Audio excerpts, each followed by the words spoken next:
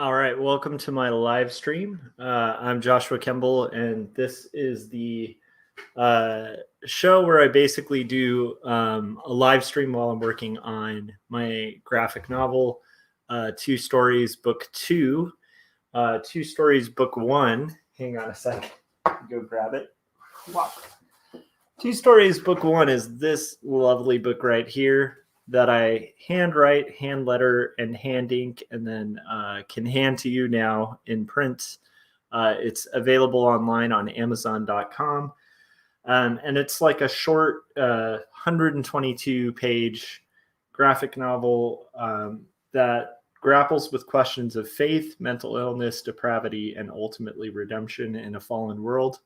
It's a story that's really personal to me, and I tend to work on this, the sequel to this, on these live streams. So that's what I'll be doing tonight. What you're seeing on the screen is not finished work. It's let me actually put this back in the right spot. So it's basically thumbnails and tight roughs for book two. And so I ended up missing a night where I should have been working on this. And so my hope tonight is to actually catch up to where I should have been yesterday by finishing this page, which I got 4 panels or so into on Monday night after we did, Corey Kerr and I did the indie review show. So I should also introduce myself. I'm Joshua Kemble with this crazy banner down here. I've been a professional artist for over 15 years and an art director for 7, a dad for about as long as I've been an art director, a little bit longer. I've been a dad for about 7 3/4. But anyhow, so when I'm not actually hanging out with family or working on my day job stuff, or which is art directing, or working on freelance illustration and graphic design, I'm plugging away pages to this crazy book project. So this is page 116 that I'm working on right now. And what's cool and somewhat exciting is I have about 3 pages of my script left to kind of block out. And then once I'm at that point, I can actually I still use the script mainly for just like, cross-checking my spelling, all that fun stuff. But the next phase after this will be taking these roughs into Adobe Illustrator and working out the panel borders, the type, really polishing up the layout a little bit, and doing that for all 120 plus pages. And then from there, getting photo references and everything I'm going to need basically to do pencils. And then I'm going to do pencils, draw the whole thing, all 120 whatever pages. And then the last stage will be inking all of the pages. I'm trying to kind of block them all together in the theory and the hope that it'll go quicker, but it's going to be really hard to know how effective that'll be. So I'm starting a little bit late tonight. It's almost midnight. I took a little nap. I ended up doing my workout today, which is something I was really hoping to do. I did a vlog earlier in the day that I uploaded today as well about kind of my hopes for tonight, and the fact that I'm actually showing up and doing the work is making me feel a sense of relief, because I've just been battling kind of resistance and exhaustion the last few days. So it's nice to kind of get back to what I need to be doing nightly. And hopefully that'll be a trend. And I'm also fighting allergies. So fun times. All right. So here we go. We're going to get into it. And if you're joining or you're watching along live, don't be shy. Feel free to hang out in the chats and ask questions or just talk about whatever you're working on. And we're going to get into it. So the panel I was working on last was one of these, which I'm actually using pictures from biblical passages, and it's kind of tying into this sequence that is showing biblical text as I was reading it at the time, and then sort of from there going to like it's like a call and response sort of format, and really defaulting for narrative impact to just a 9-panel grid. So that's where we're at, and I basically just need to block this out and then work out what I'm going to do for the next panel. Something else I've been doing on these is usually having like a thumb or a finger, like that's kind of following along and reading these passages. So we're going to get into it. But yeah, I do feel pretty good about just like overcoming the resistance to sit down and start doing the work. I find that after years of doing these things, that is like half the battle, is just kind of taking it seriously enough to work on it nightly and really try to show up as often as you can. And what's neat is when you do that, you get in these flow states, and you also end up in positions like I am now where, hey, I'm 116 rough pages, but still, that's a lot more than 0.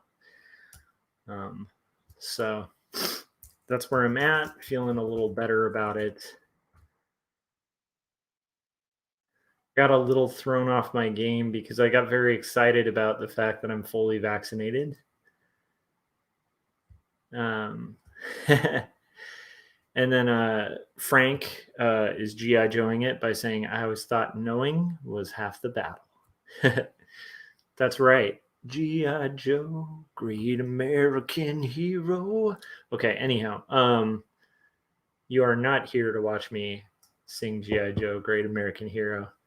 Frank might be here to see me sing G.I. Joe theme song, but I am here. I'm here to do comics and take names. So anyhow, like I got all excited because I like the 2 weeks after my last shot kicked in, so I can actually kind of participate in society again. And that made me really excited about starting to approach stores like comic shops. And then Frank, yeah, I figured that much. He said, I'm always there for 80s theme songs. And I am too, Frank. A good 80s theme song is a rare and wonderful thing. So yeah, so like I got all excited, and after work yesterday, I drove, like, so I work in San Fernando, and like it's not super far from like Northridge, which has quite a few comic shops. There's actually a bunch of comic shops I want to hit, like in Burbank, in in Los Angeles. There's like a crap load of awesome like indie friendly stores. But the problem is I kind of forgot the fact that comic book shops usually have really similar hours to my workplace. So I found one that was open, and I was all excited. And so I drove there right after work. And then it turns out that their online store hadn't updated their hours. And so they're on like reduced hours and also close at 5. So I drove for like 30 minutes after work yesterday. And then that extended my commute home by like 30 minutes. So I was about an hour later home, with nothing to show for it, just a bunch of comics in my trunk. Oh, I should explain why. So the theory is like I want to try to kind of hustle my wares and approach comic shops and see if they want to set up like signings or anything, like or basically just like maybe pick up a couple copies of my book, because even though it's available for them to order through Ingram, that doesn't mean it is being ordered through Ingram. And so, and even if they did manage to order it, I'd still like to like let them know, like, hey, I'm local, like I'm down to do a signing, down to get stuff set up. So yeah, so that's a little update on that. So I realized that's just going to have to be like a weekend project. Maybe one day per weekend, I'll go to like a different shop or two and kind of see if they're interested. And just be a little fearless about it. Because I feel like I mean, the thing is, it's a good product. When I show it to people, they like it. They like the art. And so I got to be a little more confident and just kind of be bold, step out there. It's also just like, I think a good thing to kind of do as an artist is like to kind of keep your humility in a weird way. Like it's actually good to kind of swallow your pride sometimes and like actually, reach out to the people who would be potentially selling your work. And so anyhow, we got Adam in the chats. How's it going, Adam? Adam and Frank are here. What are you guys working on out of curiosity?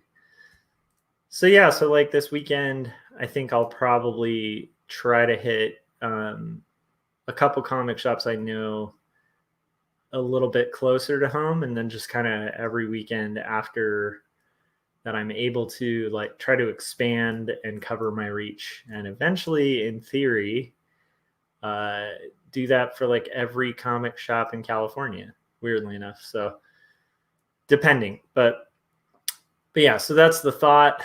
And what'll be interesting is I'm going to try to, film when I do it, especially if the stores are okay with it. Like, so hopefully I can get like double stuff. Weird. Kevin was just saying he can't comment on the live stream, but let me see.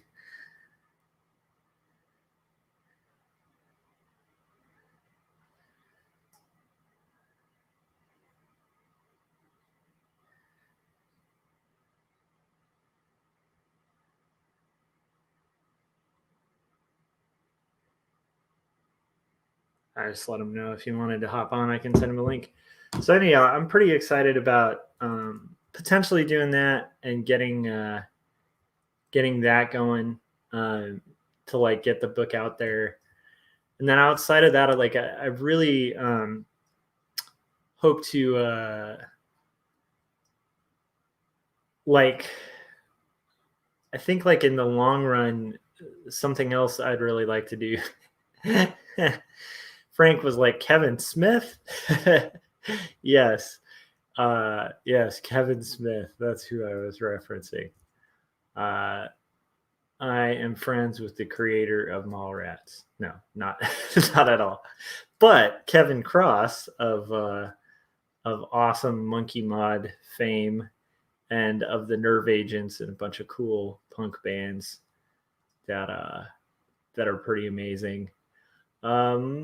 And of awesomeness outside of that. But anyhow, so let's see here. So yeah, so basically like the idea is just like eventually, so I thought it would be cool if like when I do that, if the stores in particular have any interest in the comic, maybe if they're up for it, like I could also make a little YouTube tour of the store itself. So like you would be able to kind of get a little window into like the type of stores that are picking up copies and how they feel about it and stuff like that, and just a little bit about their stores, because like it might actually help. Not that I have like a huge following, but if there's anything I can do to kind of help out like the retail establishments that are kind of holding up the medium that I really love, whether it's like doing a signing or whatever, I really want to do it. And so even if that's like highlighting how awesome they are, let's see, even if that's highlighting like how rad they are as a shop and just kind of showing a little preview of it, like that might be kind of cool. So we'll see how that goes, but in theory, that's kind of what I'm thinking.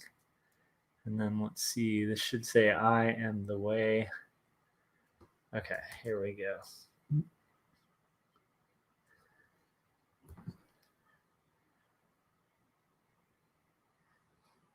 Cool.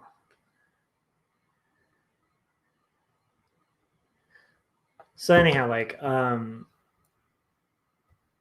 yes, the creator of 100 Days of Making Comics was the Kevin Cross I was talking about. So anyhow, I kind of think that like that might make for really interesting content. So who knows? But I will follow up with you guys, and you'll see if I have success with that or not. Probably because if I don't like it, you know, you probably won't see it on YouTube.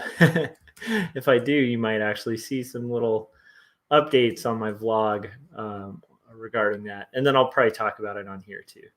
I did like book, I think, a signing locally, but it was so casual that I'm not sure if it's confirmed or not. So it's like I feel hesitant to like promote it. It might be super casual in the sense of like, hey, it's just not promoted. I just show up at the store on a Wednesday when there's orders and stuff like that, which is cool. But I also would have to request that day off work and stuff. So I'm waiting for confirmation.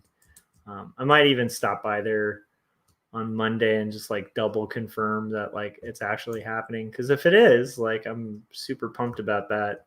And I would definitely want to mention that on YouTube just in case anyone here in California like wants to stop by the signing and like kind of support me or whatever. Store signings, like from my past recollections, and this experience is going to be different for everyone.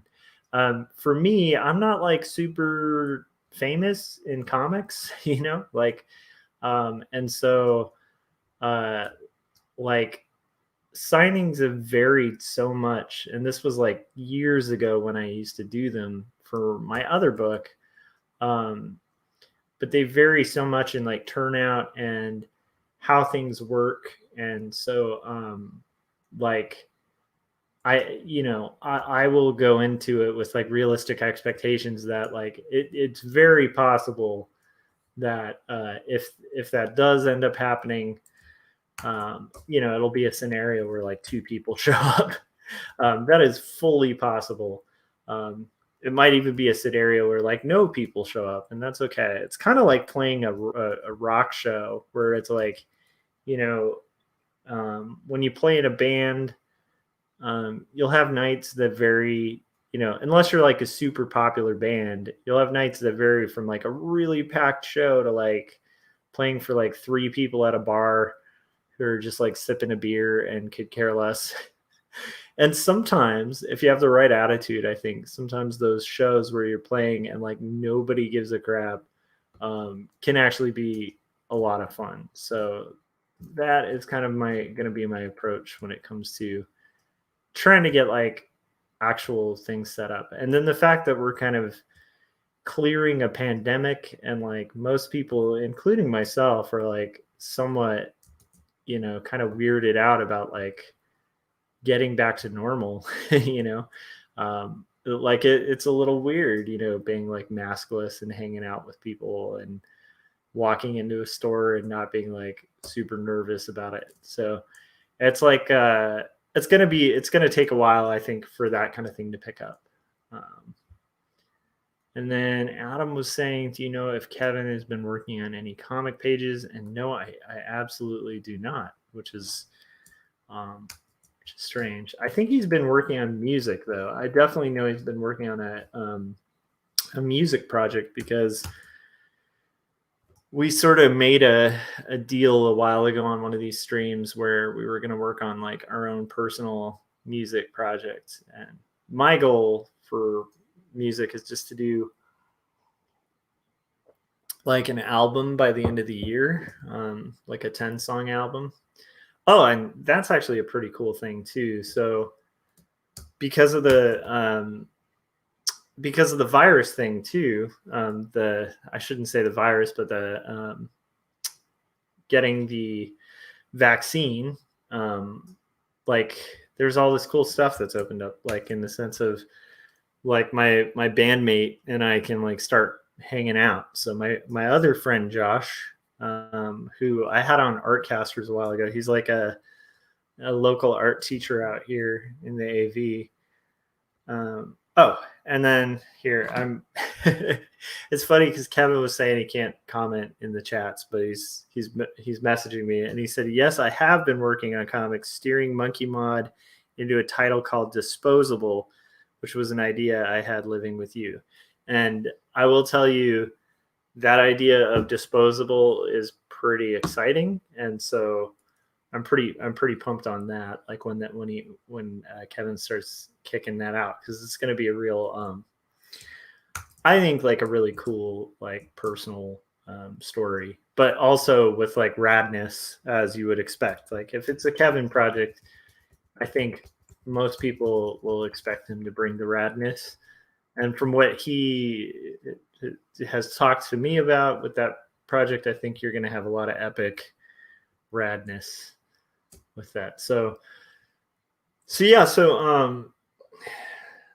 But anyhow, the cool thing is, so I'll be able to start making music again with my friend as well. So I'm going to have like my little side project where I'm doing my own personal thing. I'm going to be able to start doing band practice, kind of, at least start easing into some kind of playing music with other people.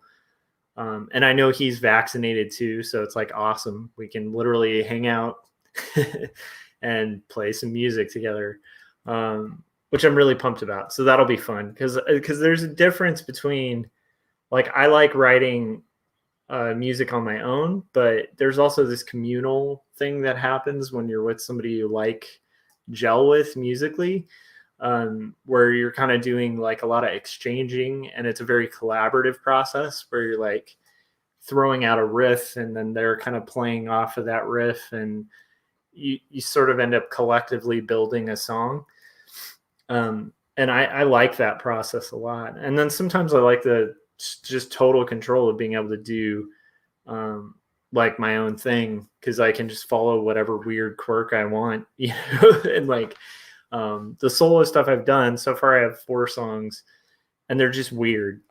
But like weird in like a genre sense, because it's like some of the songs are kind of shoegazy, some of them are like weird, like have like a heavy metal riff, but then like definitely don't sound heavy metal.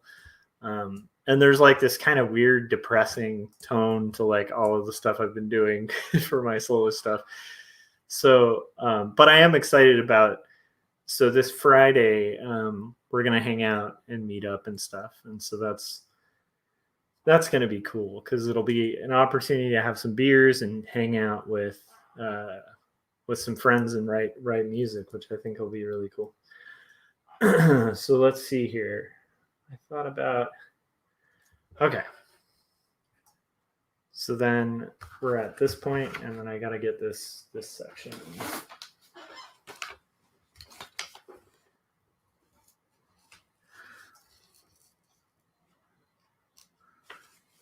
But yeah, I'm pretty I'm just happy that I got back to this, because like the other night, like yesterday when I got home, I just was like torched, like exhausted beyond exhausted. And I feel like this is the battle of creative. It's like, especially comics, because I'm a slow artist. Like it takes me forever.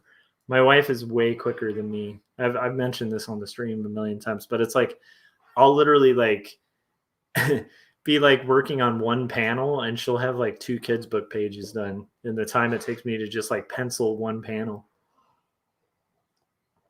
All right, Frank, have a good night, man. I know I started like way later than usual, so that's understandable, Frank. But yeah, so because I'm a slow artist, like just comics are like super demanding and interesting. Kind of crazy.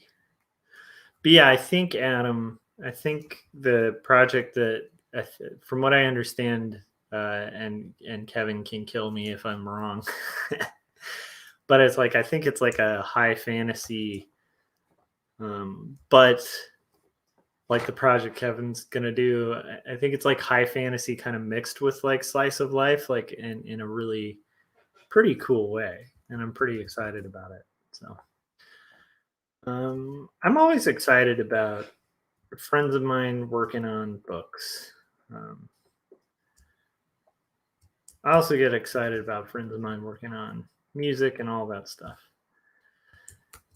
That's going to be another nice thing about things getting back to normal, because when we were playing music locally, we befriended quite a few guys in other bands too, and like we're kind of building a little, getting a sense of like community out here and stuff. So it's like I think just being able to get that kind of thing going again will be really cool.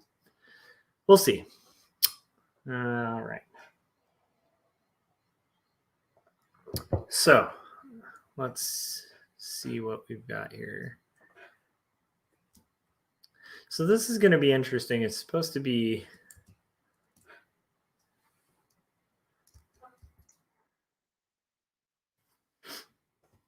I'm wondering if this will work. I'm trying to kind of think of, because the next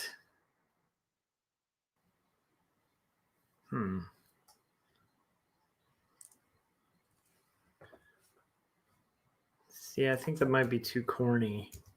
So I wanted to say I thought about the truth, and then I was kind of thinking of doing something similar to what I did in the first book.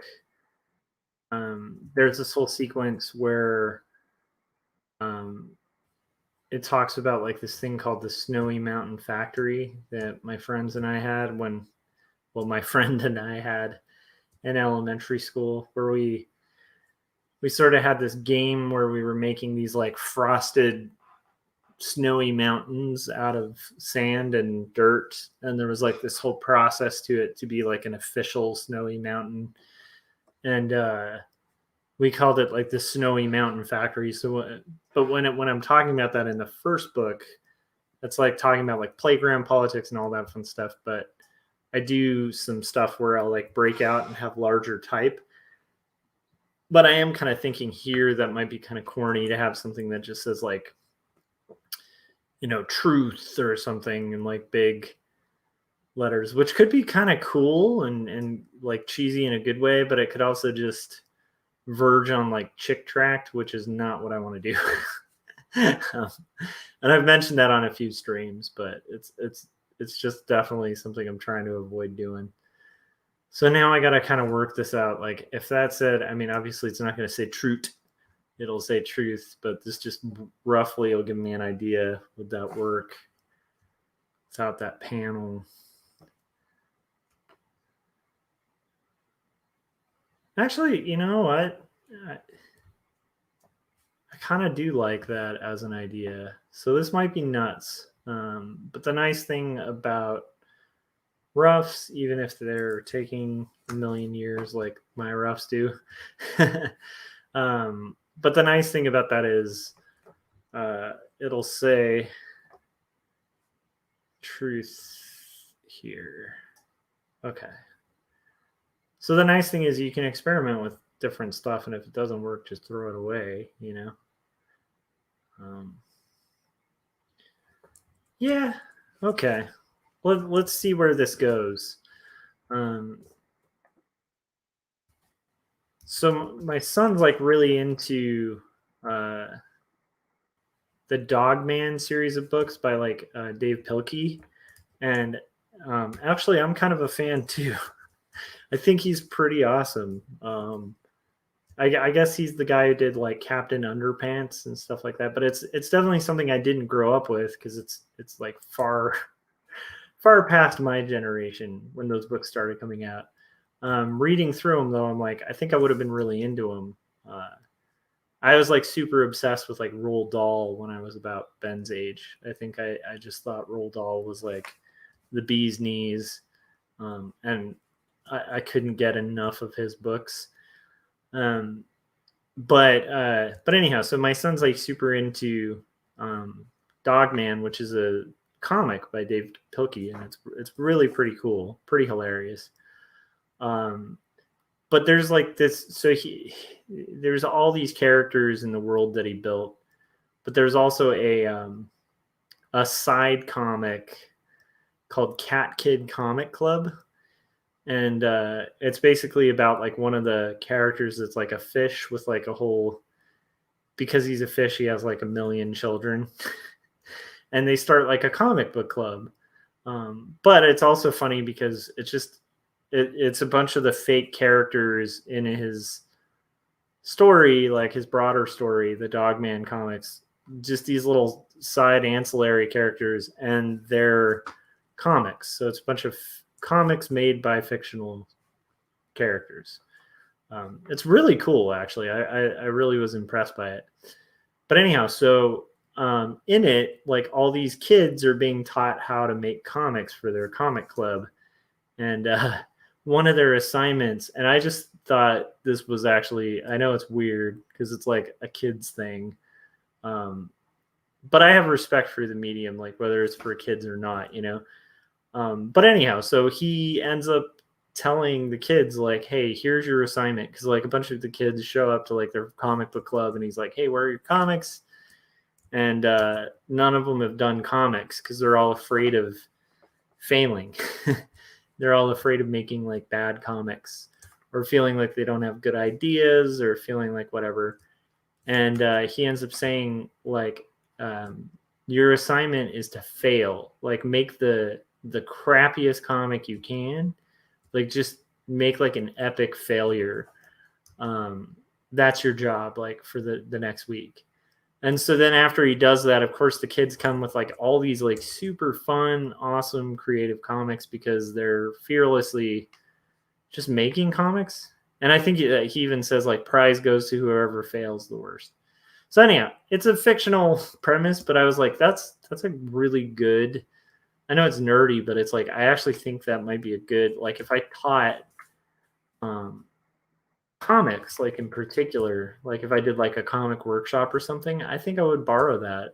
I think that's a good first assignment when working on comics, is just like, hey, your job is to like fail hard, like just make something that's like the worst comic you could possibly make. Like try that as an objective.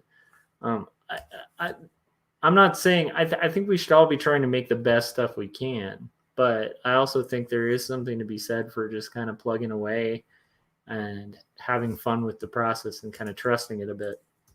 Now, if you're going to do like a graphic novel length thing, maybe that's maybe that's not the best. But anyhow, I was just thinking about that because, like, you know, even with something like having like the words truth or something terribly written roughly for this, you know, thumbnail page, I go like, oh, that'll be stupid, and think of all these things, all of these reasons not to. Sometimes I'll fall into that trap rather than just trying it and then, yeah, that sucked, and changing it, you know, like, so anyhow, I don't know. I found that really cool. But I might also be a little biased because it's like my son's super into those books. They crack him up. So it definitely makes me a little biased in my perspective. But I do think those Dave Pilkey books are pretty cool. I've been pretty impressed by those. Let's see.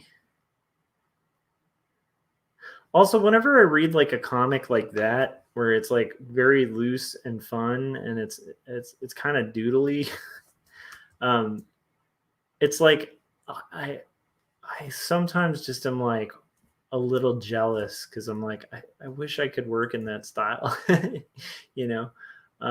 But then the funny thing is, I also don't think it's as easy as it looks to kind of work in that style, because it, like I said, like there's something about the way Pilkey writes with those books, like where it's like, I don't know, it just works perfectly with the style, as loose and kind of sloppy as it is, you know. So yeah, I don't know. that's something I think about. I'm thinking about now because we were reading that book a couple days ago for book time with Ben, and I was just like, oh man, that's a great lesson for kids. Where it's like, yeah, just like don't be too precious with an idea, especially when you're starting this stuff. Um, I don't know. I thought that was cool.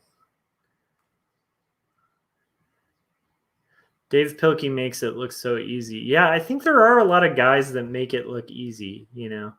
And the funny thing is, I think a lot of the guys who make it look easy uh, are very good at, yeah, at making it look easy. Like I think they're profoundly like really quite brilliant at what they do.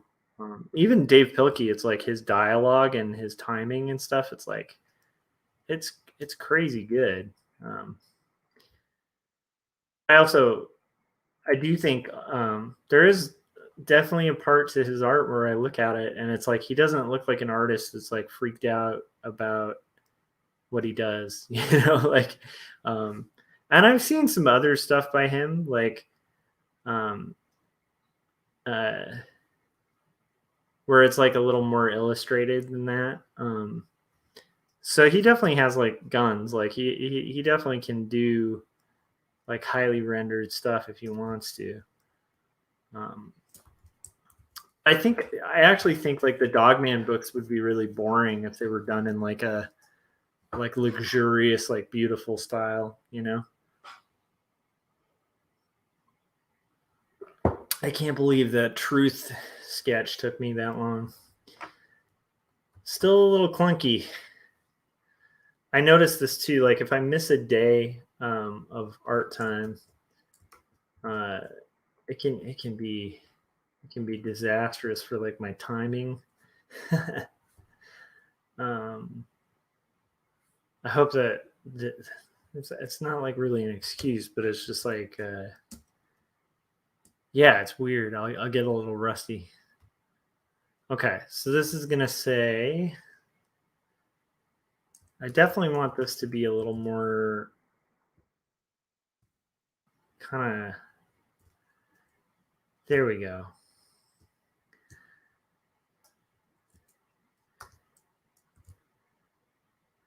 And I don't need this part. Like it's just gonna say I thought about the. Okay, here we go. Now this will be a lot. Like there's stuff like this sequence where it's it's gonna be so much more exciting when it gets to the final pencils. Even when I get to the lettering stage.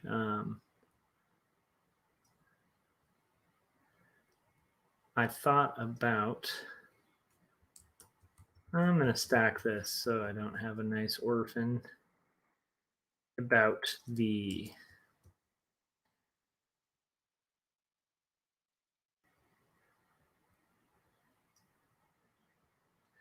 And what I should have. I should have just. Oh my gosh. Okay. Now I'm just being goofy.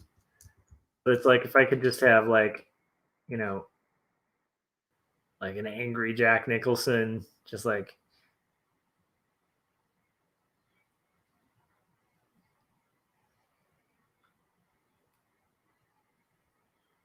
Anyhow, with like his crazy, I don't know. This is a very terrible Jack Nicholson, but if he was just like, you can't handle the truth. Okay, I'm not actually going to draw that whole thing out. That would be hilarious, though. I need to rewatch that movie, that A Few Good Men movie. I think I remember it being pretty good, strangely enough. But I might like that might be one of those ones where I rewatch now and I'm like, this is terrible. um, see here.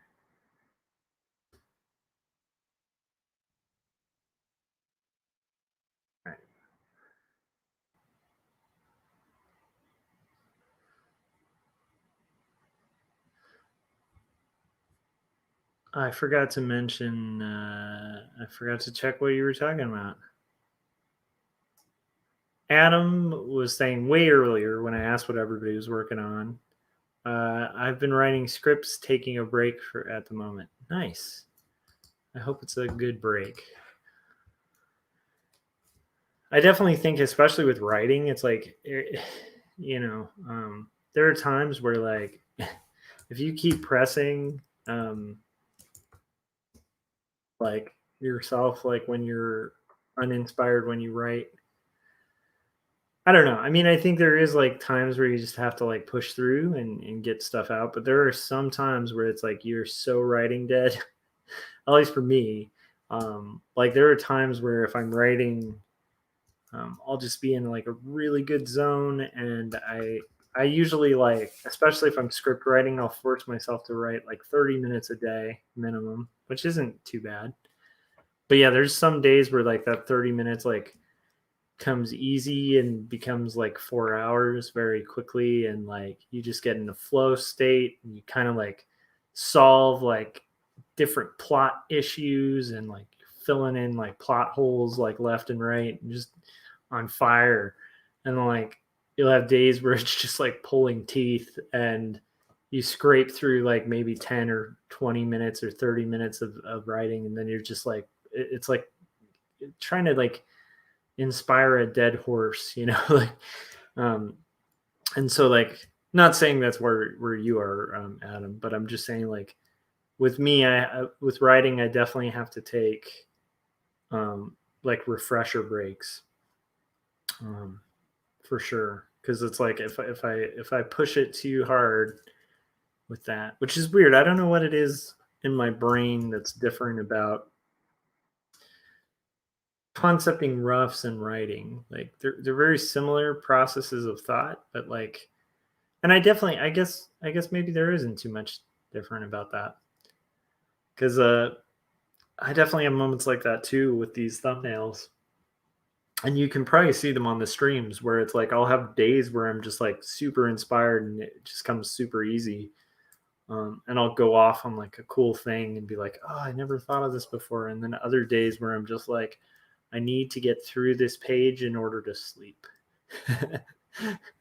um, and like tonight, I think is like a mix of both. Like it's definitely not feeling like labor. Um, in fact, in about 15 minutes when I do my little like hour break at the hour point, I might even have myself like an IPA, locally brewed from Bravery Brewing, which is our best local microbrewery. Although I do need to check out, uh, let's see here. There's another one called Transplants, and I do need to actually frequent that more because they have really great locally brewed beer, but um, they're also like politically a little more aligned with with what I believe. Whereas like Bravery is like the place that they brew like they're probably my favorite. I don't know why I'm tangenting on microbreweries, but they're probably my favorite microbrewery out here. And actually, they might even be my favorite microbrewery. Period, just for like flavor and what they brew. But they're like very very right wing. Like, um, and so yeah, so I I think like it might behoove me to also check out other breweries, but I really like Bravery. It's good stuff. If I were going to recommend a beer locally, um, in like Southern California to anyone, that would be the one I'd recommend.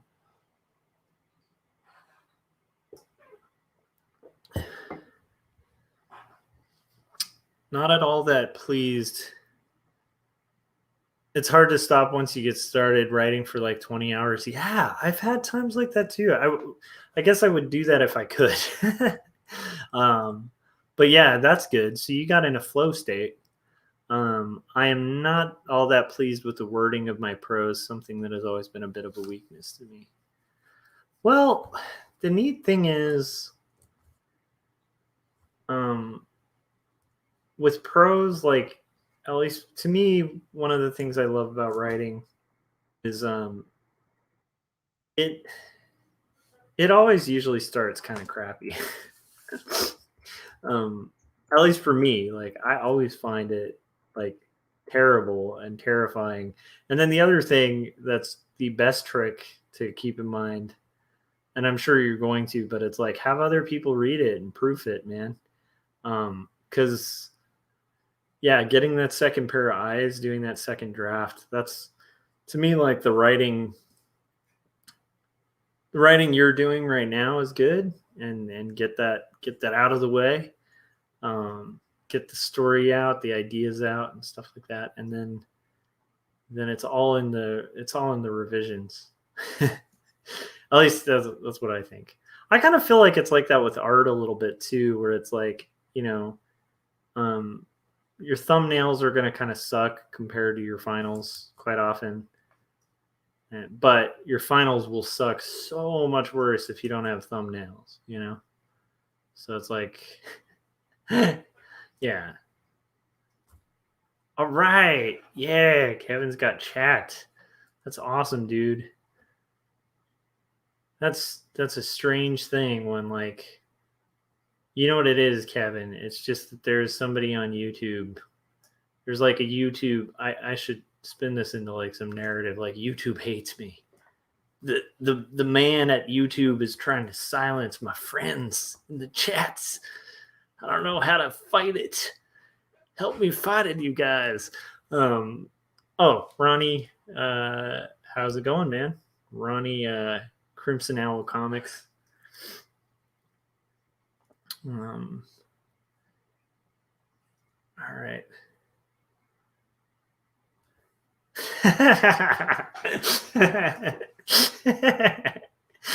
Yeah, that's kind of what I was thinking. Is like I could almost like spin it into a thing and be like, "That's why you gotta go to my Kickstarter, kickstart everything I do. Give me a bunch of money because I'm being canceled by the YouTubes." Ugh. Anyhow, that's my new hustle, guys. Did it work? Did the voice work? I don't know if the voice was too much. Like I was trying for like a sincere, really, really mean it, guys. Kind of, I don't know. Totally having strange late at night thoughts and goofiness. Let's see here. Which might get stranger when I bust out an IPA fairly soon. Let's see here.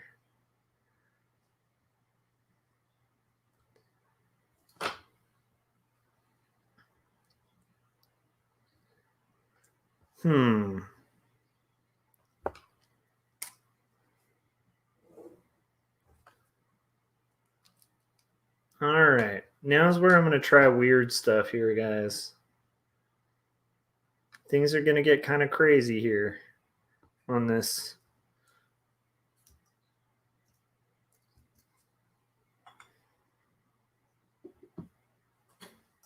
So Ronnie, are you heading to work? I feel like every time we do this, and I ask you this every time, but and then how is your horror comic coming along, man? Ronnie's got a pretty rad horror comic going.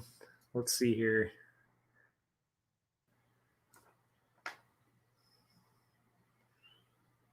So I want like a dude.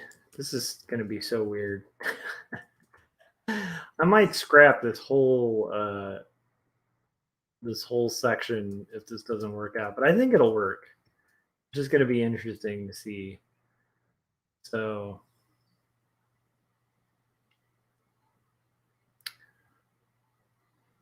nice. Heading to work. Glad to hear it.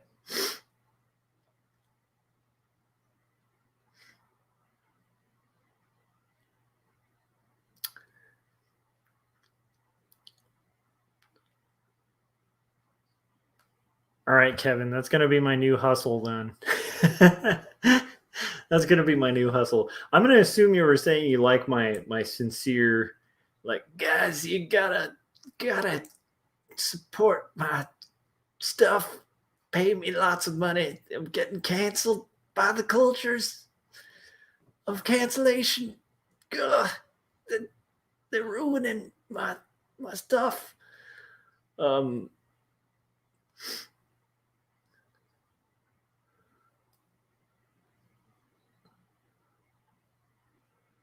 Okay. I think Kevin was talking about the page. Let's see. Frank read the first episode for Tapas. Wait a second. What first episode? You have to like put a link in that chat, man. So the first episode's up, dude? Like, let me send links, Ronnie. If I'm let's see here. Okay.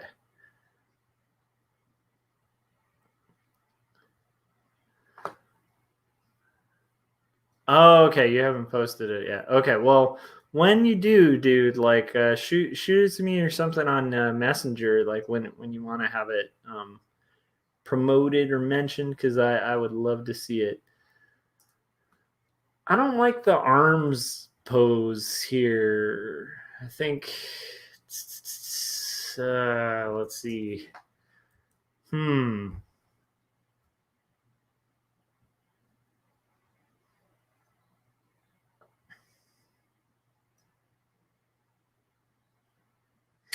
I definitely am not digging his pose here, but I'm thinking like, so if I have the, or should it be sitting? Okay.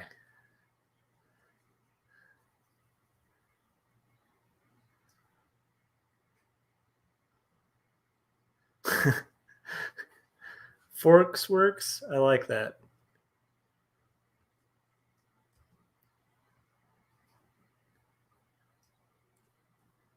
All right. So let me see what I can do here. I think, would it be sitting? Trying to think.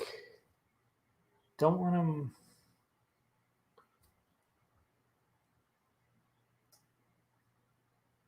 That's it. Okay. There we go. That's the pose. Just trying to think of like how I should have if the hand's back here, right? And he's kind of like, that's not bad. Like that? Yeah. I think that might work. Okay. As nerdy as it is, like, although this kind of might make him just look like some old timey, like, hello there, gentlemen.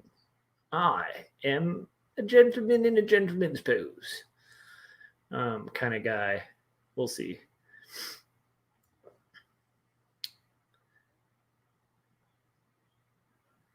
That posture tilted. Okay. There we go.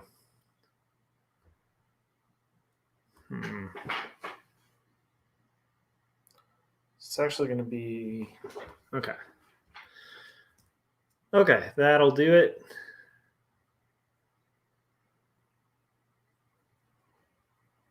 That's going to give me my little dude. And actually, I might have been really foolish to have that shadow in the back, because I'm missing an opportunity to have a person in the shadow of truth, you see. Deep thoughts here, guys. All right. Let's see. I think I'm working it out, though. Working out the thing here. It's interesting doing these live streams because it's like I was talking about with the Dave Pilkey thing with just being fearless and not being afraid to fail. Like, to me, doing these live streams is totally that, because like I will act like a jackass half the time I'm on here, or get into a zone where I'm just like talking to myself about a pose. But like, to do these, it's just fun, and like, to me, it's like a good way to do art and I think the most fun I've had on these is when I just kind of let loose and don't worry about how the content comes or anything like that. But then again, that might just be my own like kind of thing. So Ronnie, when you can though, dude, definitely make sure you share that because those pages were looking rad. Um,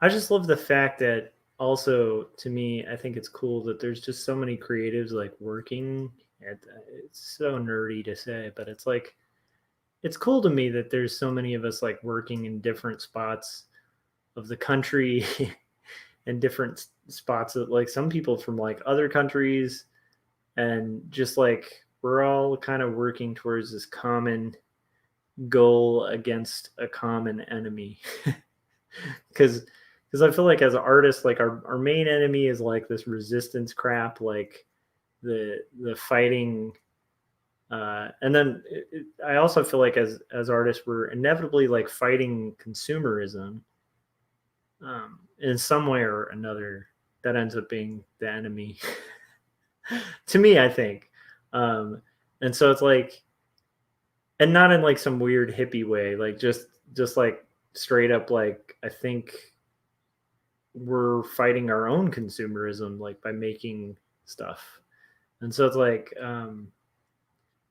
it's just cool to me like no it's like we're all brothers in arms like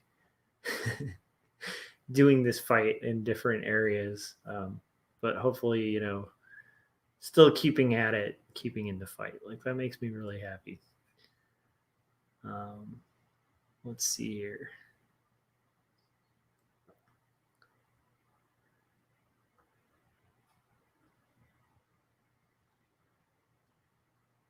I don't know about this head. The head should be, I think, tilted up a little bit. And I don't know why I'm like stressing a pose so much for that actually works better. Okay, that's why I'm stressing the pose. um, weirdly enough, I actually do know why I'm stressing the pose. So like to me, I at least think like at this stage, if I can work out like how I want my poses and stuff like that to work, a little bit of like how lighting is going to work, it's just going to spare me a lot of headache and reworking the final process. Um,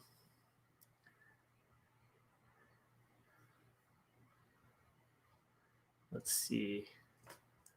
I should just give myself like some wacky, crazy bell bottoms right there. Bell bottoms. Actually, oh my gosh. Let's see here.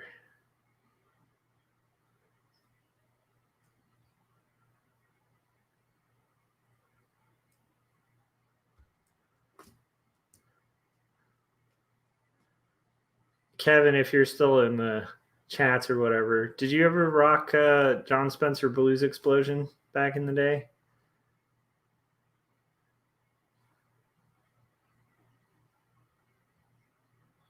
Anyhow, I just thought of like a John Spencer Blues Explosion song when I was doing this because I was like thinking, hey, I could give myself like bell bottoms. And I couldn't help but think bell bottoms. Let's see.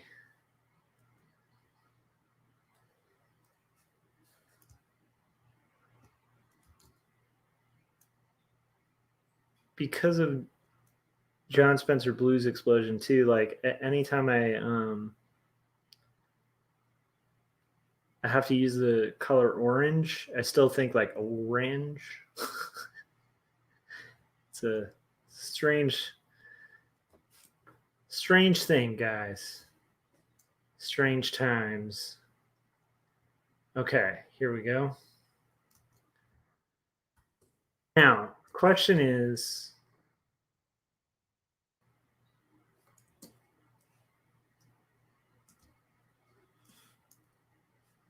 this is starting to look like some weird uh, late Steve Ditko type stuff. Not in a not as good as Ditko's stuff, but it's just like I'm noticing some layout kind of vibes that are starting to feel like that black and white. The Question.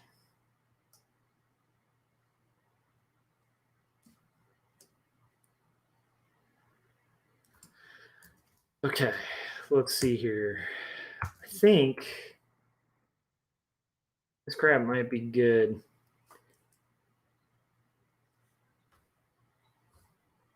Merge down, merge down. I like getting weird with layouts though. So I'm glad you're saying that, Kevin. All right, so I'm gonna have this. I think I'm gonna have. Yeah, here's what we're gonna do. I'm gonna have that layout be like the shadow of truth, guys.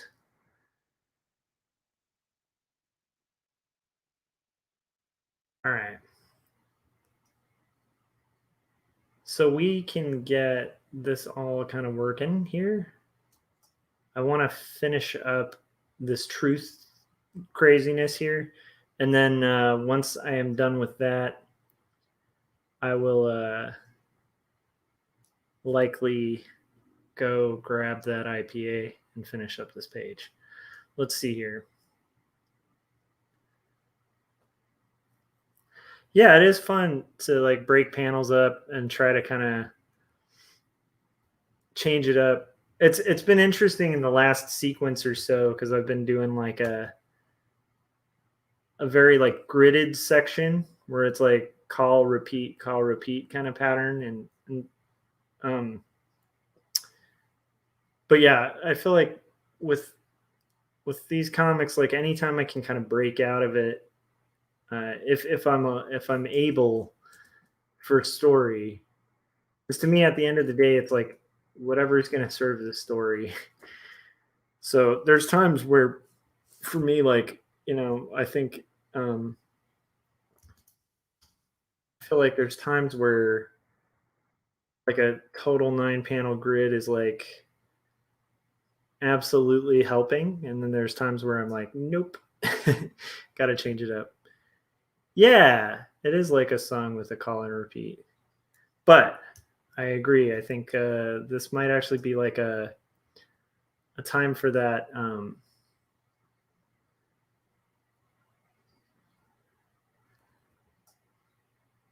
I have been studying the IPA for language, which also stands for the International Phonetic Alphabet. Interesting, Adam. I have been studying the IPA for fun, and that's the India Pale Ale. So that's that's what I've been having. Let's see here. All right. But I didn't actually know that International Phonetic Alphabet. That sounds pretty cool. I I wonder if that has hops in it. Let's see here. It's me being a jackass, by the way. All right. So here we go. We've got like this kind of starting to work and rocking this business.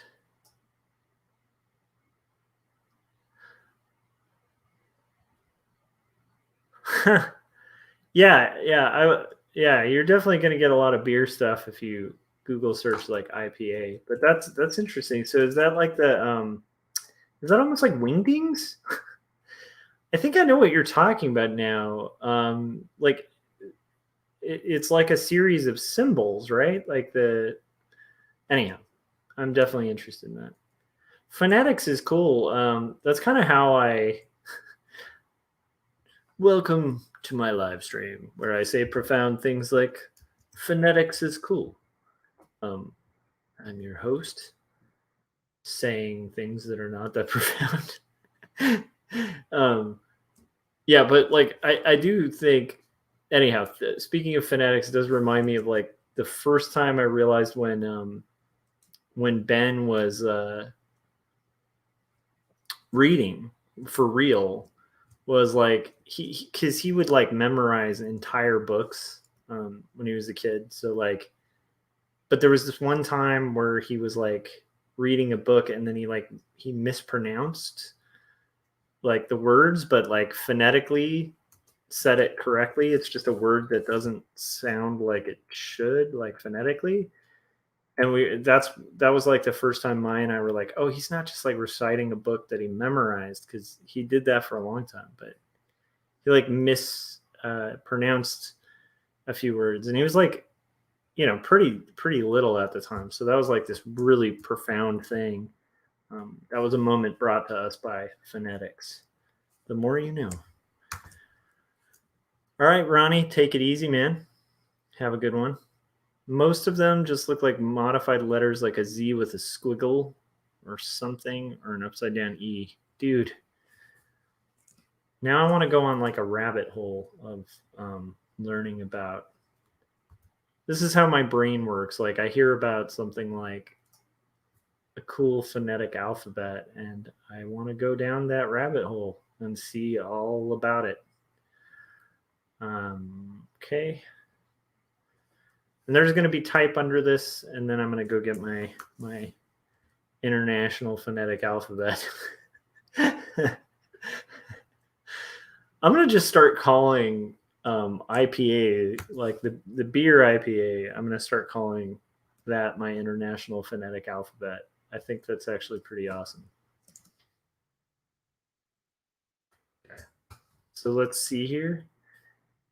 Because that's just I don't know. That sounds pretty rad. Okay. I thought about the truth. That's how this reads. But I think it can work. Okay, here we go. We are getting progress, you guys. So truth, and then it's going to say,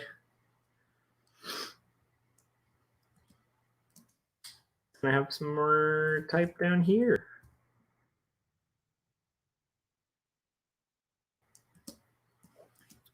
And I want it to be.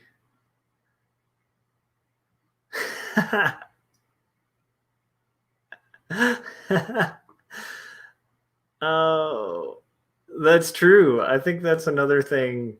That's the other phonetic pronunciation of alcohol.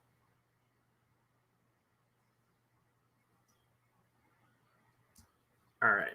So let's see. Okay. We want this to be. I thought. I thought.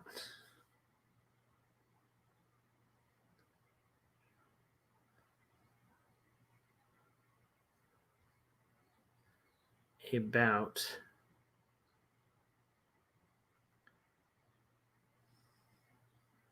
What it would mean. Let's see. There we go.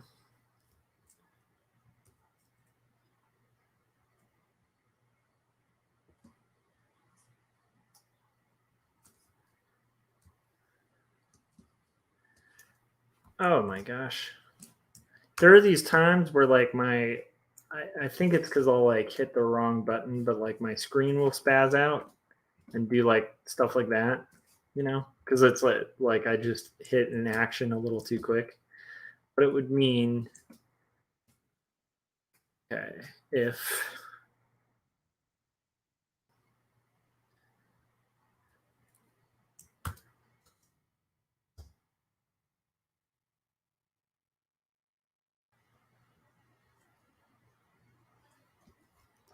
there were a literal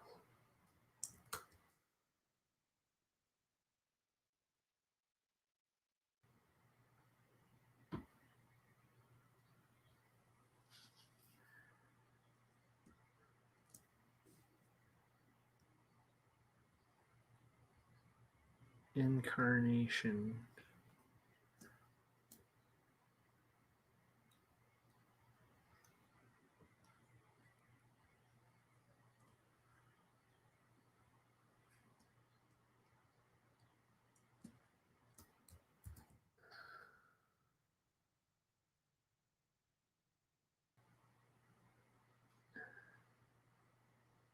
Okay, so this part needs to get just a little bit more smushed.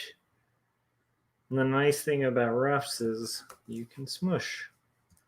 You can smush a rough. Look at that. Okay. I thought, I do not want to look up or discover things. Thank you. Oh my gosh.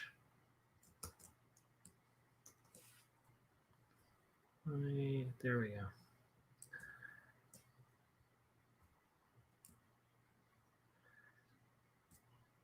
So this is going to say a literal incarnation of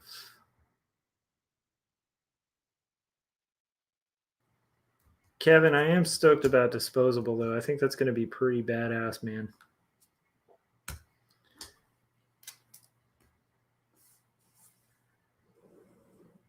If only comics took less time. Is like the thought I think most cartoonists have, where it's just like, if these things would just, I don't know. I wish I were a fish, I guess. I don't know. Okay, the creator. But I think it's going to be really cool when it's done. They just take a long time to like plot out and. Oh boy, okay. The creator of everything.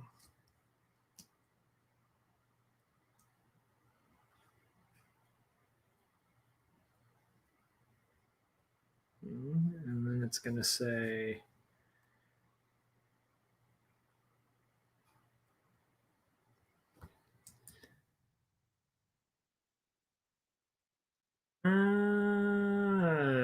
Let's see. Yep.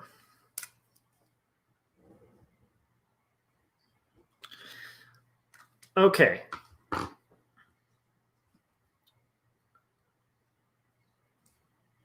I'm way more excited about it too. Cool. Yeah, you should be, man. You make good work, Kev.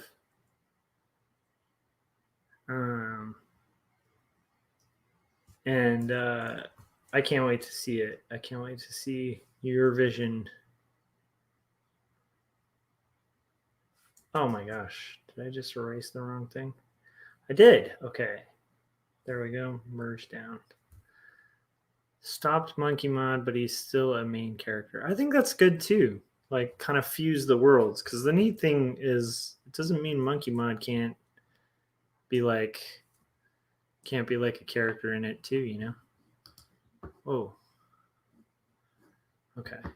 I have this problem when I'm doing StreamYard sometimes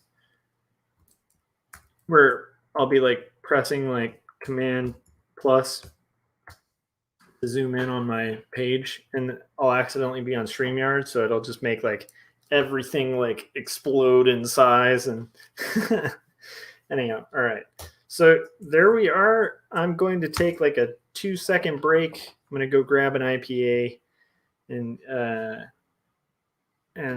let's see, finish up this page. But I'm about 2/3 of the way through, and as customary, I usually break for about 20 seconds, and then I'll be right back at it, you guys. So I'll be back shortly in about 20 seconds.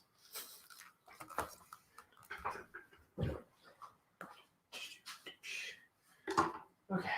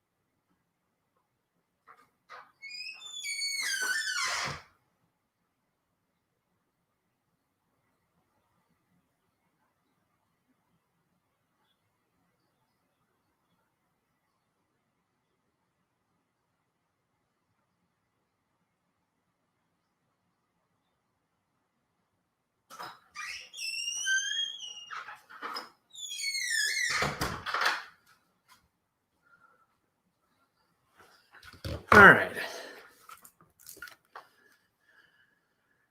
So here we go. Bravery. It's a double IPA Bartow. And Bravery Brewing is our local brewery that does that.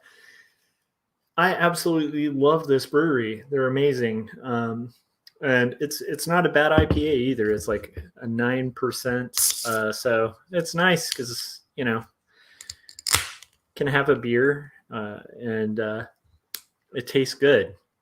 It's like the days of doing like cheap beer are really hard for me nowadays. It's just my tastes have developed a lot. I can still do it, but it's just like I like having like a nicely crafted. This is where I sound like a nightmare, like hipster or something. But it's like I like having like a nicely crafted IPA. And this one's pretty tasty. This is not to encourage anyone out there in YouTube's world. Don't cancel me, guys. You gotta support my work. That's gonna be my bit for this whole thing, is just like a but anyhow, so it's definitely not to like encourage people who don't or whatever, but yeah, it's pretty good. Is that the joint where I dug that punk chick? No, it's that place was in that was Kevin. That place was in like Acton. No, this place is like literally like right down the corner, like from my house. It's like in an airplane hangar. I think we might have gone there a few times. It's a little strange because it's like very like you go in there and it feels like it's owned by the guy who I guess it's like the family of the guy from like Full Metal Jacket owns it. Like the guy who plays the drill instructor in Full Metal Jacket.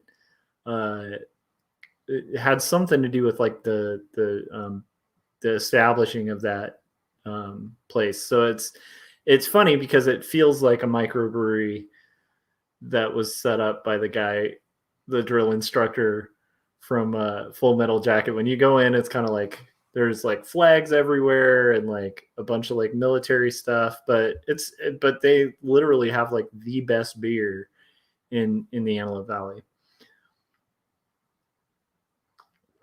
And now we're an IPA stream, not just so trying this international phonetic alphabet, I am enjoying it. It's very good. All right, and I'm gonna get moving and making a little more progress. I feel like weirdly enough, just like little benchmarks like that are what keep me working on my comics. Like even with this, I was like, okay, when I finish this panel, I'm gonna allow myself to have like an IPA. If I didn't do that, I probably wouldn't finish the panel, you know? So it's like, I don't know. I do a lot of those little guys. You deserve it. Thank you. I'm treating myself. Yeah, I don't know if I deserve it because like yesterday I totally failed at getting any progress. And it's kind of this weird thing where it's like, but today I did my workout. I am working on my comic pages, and I am being a good creator. But yeah, yesterday I just like literally got home, was beat from the long commute. Kevin knows what that's like too, because it's a long drive that I do daily, which actually Kev used to do with me, and. Although I have some really good memories from when Kev was up here. I still hold out hopes, Kevin, that at some point California can poach you back. Failure is a step to success. Exactly, dude. I felt like it's like I said, like from that Dogman comic. You want to like try to epically fail. Like if you're gonna fail, just go into it and fail. And like a lot of the times with comics, like weirdly enough, like Yeah. And then I miss our talks too on those drives, man. I'll have to call you up sometime, like or hop on one of like I don't know. We gotta catch up. Let's see here. Okay, so offering an invitation. I'm not sure if going back to. Do I want to on this page go back to the grid? I think I do. No, this might be good. Okay, maybe it'll break from the grid. I am a Californian who agrees with you. It's weird, man. I didn't even think. I'm still weirded out by the fact that I really like the area I live in because I was always kind of like the type of guy who wants to live in like a big city and or live near a big city or be in a big city. And here I am, like I'm actually pretty happy, like at a in a small city. But I think it's mainly just the California thing, offering offering. So I have some other crazy ideas that I'm thinking about doing, and I'm just gonna think out loud. It's a little scary saying the ideas that I have because like I don't want to sound like somebody's like committing to something that I'm not gonna do. But I do think along with approaching some like local comic shops about my comics, I think it might actually be cool to either like when things get back up and running, if we can get like a band going again to like sell comics at shows. But beyond that, like maybe just set up with like some local breweries, like local microbreweries or bars or whatever, and just be like, hey, can I just like set up a table here and sell books and like give you a cut of what I sell? Like, I think that might actually be kind of cool. Weirdly enough, I don't know. I was thinking about it. And it was like you might have a better chance sometimes selling like indie comics at like a bar than you would at like a comic convention. Just a thought. But so that's something I've thought about. Not just bars, like music shops, like all sorts of stuff. So that's my crazy thought. Not that it's that crazy, but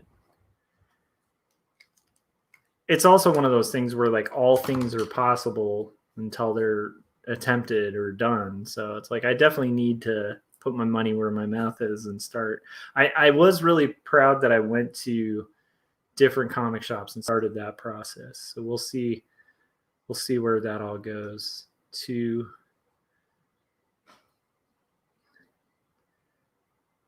a relationship.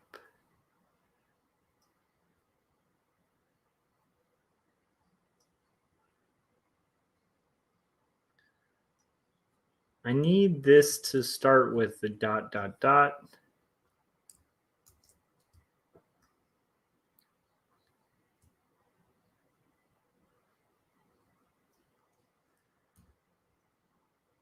And then Kevin was saying when he was in Pitch Black, he sold his comic Zombies and Broken Hearts, and it totally worked. Yeah, I don't see why not. Like most fed me on tour. Yeah, see, like I don't imagine like any of the bands I'm going to be in locally will be like touring or anything, but it's like yeah, I mean like I think at a show, everybody's having fun.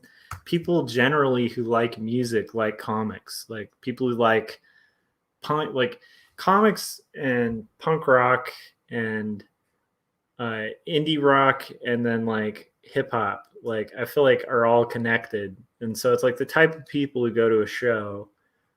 Um, a lot of those people are the type of people who read like a graphic novel, especially like an autobio. Um, and so I don't know. It's just a thought. Um, but it's going to be interesting now that things are opening back up, like what all I can get going. And, in reality, it'll be disappointing too. And that's kind of the way it goes. And then Kevin was saying if they like your band, they're going to want to dive deep. Yeah.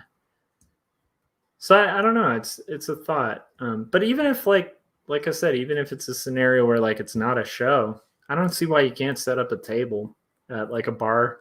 I mean, a lot of signings are like I've done store signings that are all over the place where you do like a store signing, like this is years ago, but it's like you'll do a store signing and have like, like the store did a lot of publicity and like a ton of people show up and you're just like moving through books.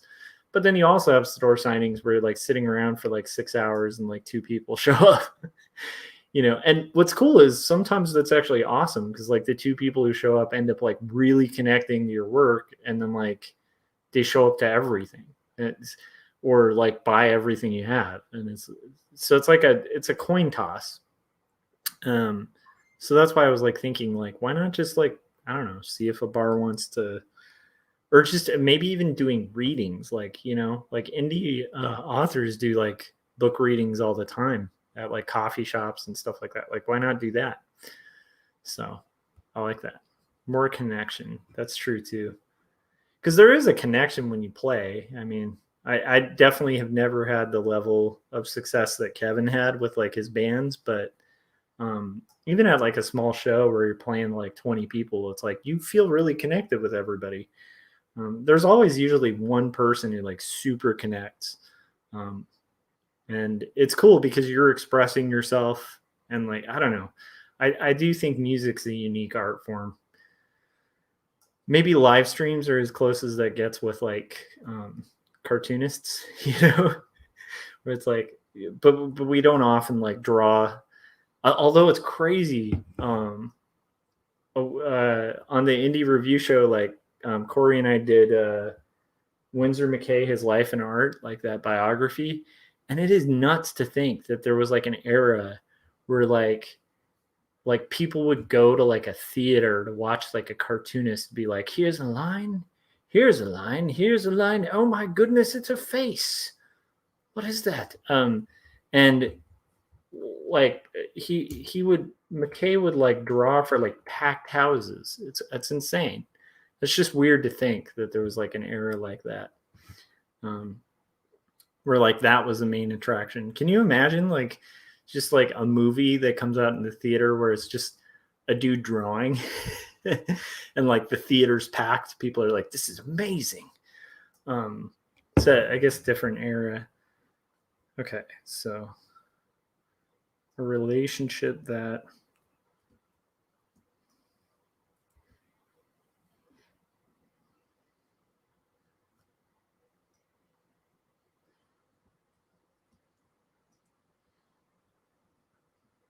would bring meaning and calm. So anyhow, I have a bunch of little plans, but I'm gonna put some of them into action and see how it goes. But I will say, it's been so long since I did the like selling directly to a store that like the one comic shop I've gone to so far, I totally had thoughts like when I pulled up, of just like, yeah, like I don't know, feeling like kind of weird and nervous about it. And I had to remind myself of like just the way it goes in this industry where it's like you really do have to just be like fearless and whatever like it's very much like playing a show.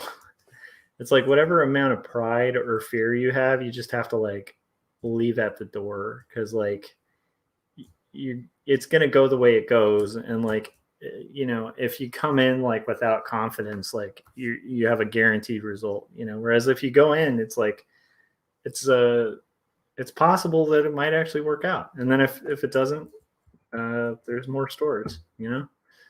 As an interesting moment though of like, wow, I forgot, like it's kind of nerve-wracking doing that at first. All right, offering an invitation to a relationship that would bring meaning and calm to my life. You actually think going back to that might be good.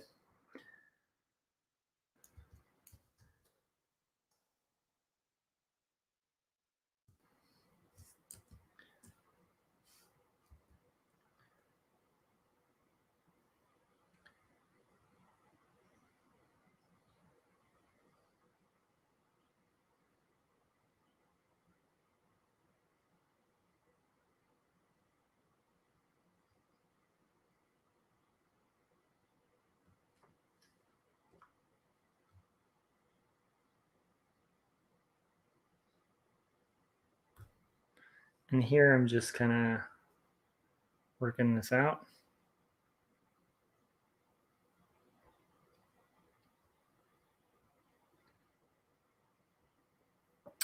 But man, I have to say, like, ever since that 2 weeks ran out, like for the second vaccine shot, I've just felt like it's like I don't feel like I've been like having like an extraordinarily weird level of fear or anxiety, but I have felt like this massive sense of relief, and I think it's because I feel like just as a society, like we're overcoming like a huge thing. Like this is definitely an event. Um, and I've been thinking about this too. It's like when Ben gets older, like the year that we just all went through, like collectively, this one's going to be in history books. This was like a massively just crazy time, and like we've had so many in our lifetimes. There's like the Great Recession. There was like, you know, uh, 9/11.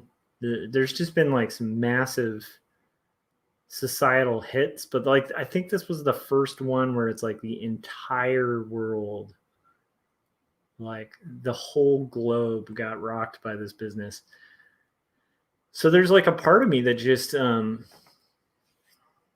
feels like really thankful and feels like a ton of relief, like over just the ability to like like seeing like a semblance of like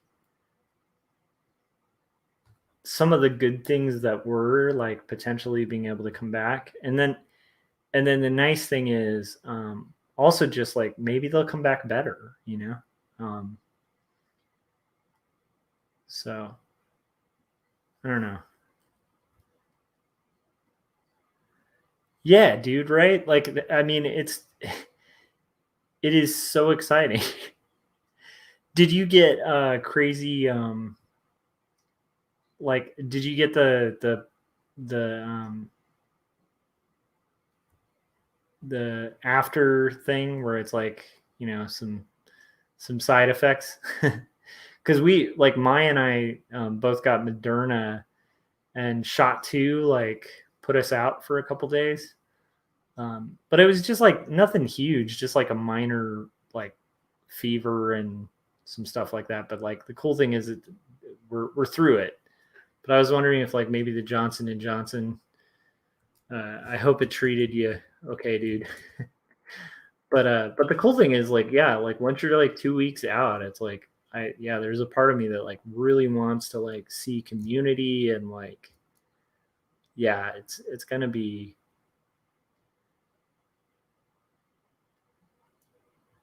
And there's a part of me as a cartoonist, like a lot of like some of the stuff is not going to change much. Like I'm not a hugely social dude.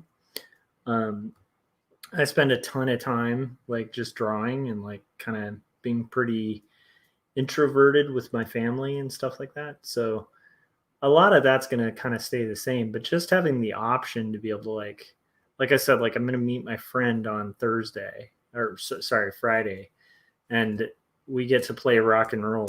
Like I mean, that's pretty exciting. Yeah, 2 days. Yep, same here. Way tireder. Yeah, we had it for about 2 days. But the cool thing is, like, once that's over, it's like, holy crap! Like this might actually be normal.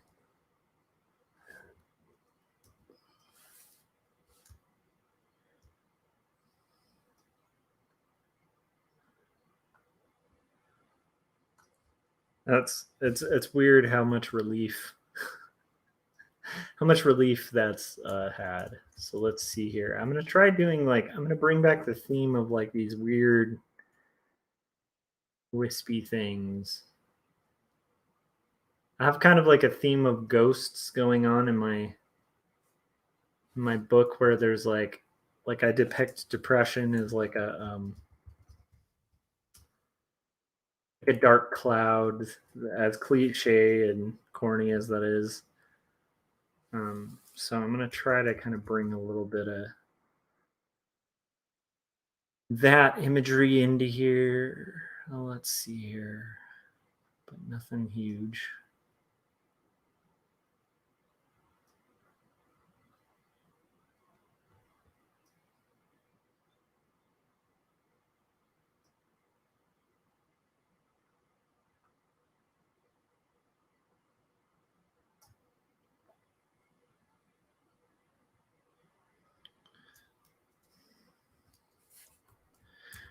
Okay.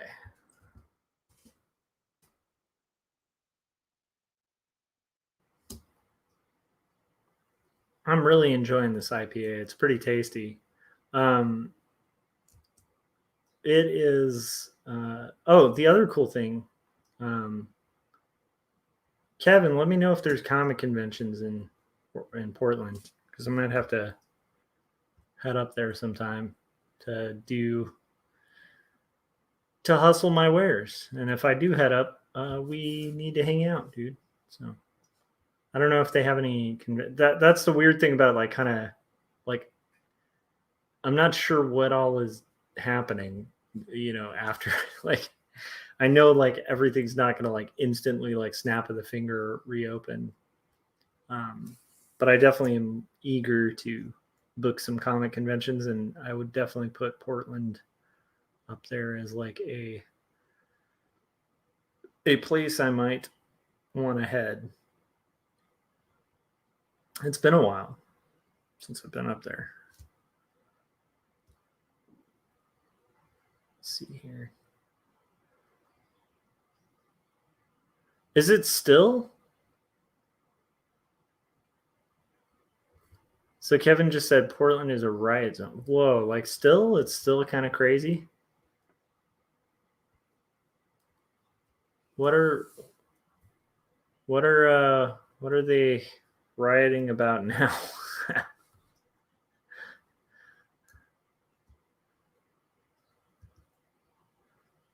I guess I mean it's I don't know. That just sucks.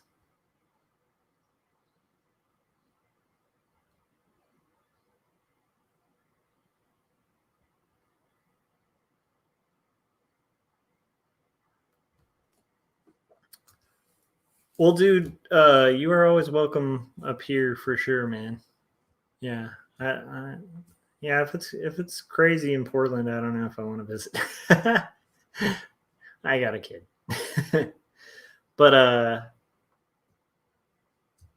yeah, that's crazy. I'm surprised it's still going. I need to pay more attention to like the news.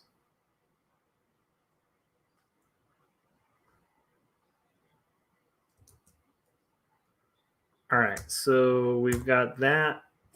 Boom. Merge down.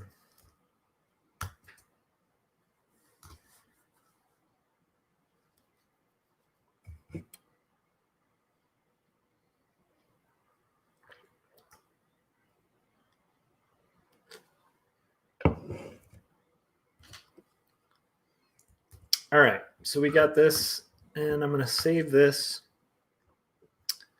And it's going to say meaning and calm in my life. And I'm going to take another quick 20-second break. I will be shortly back.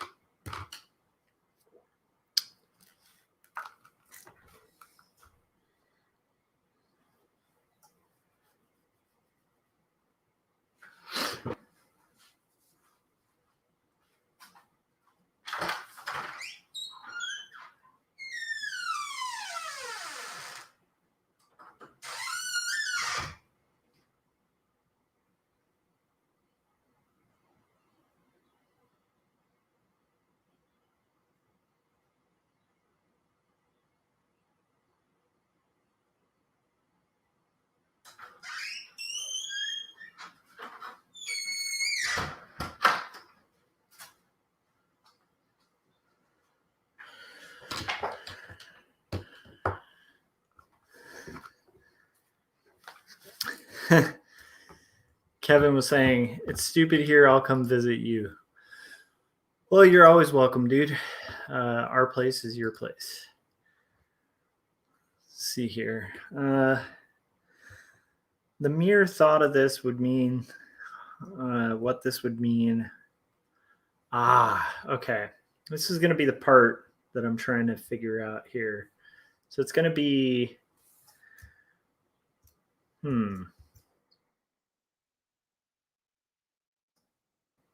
Okay, this is just going to be like a rough layout where I want it to be like a head. And this is where the type is actually going to function in a way that hopefully does this. And you'll notice too, like that on these pages in book 1 and book 2, that I try not to do like full bleeds. But let's see here. By the time you visit, Kevin, we might actually have air conditioning.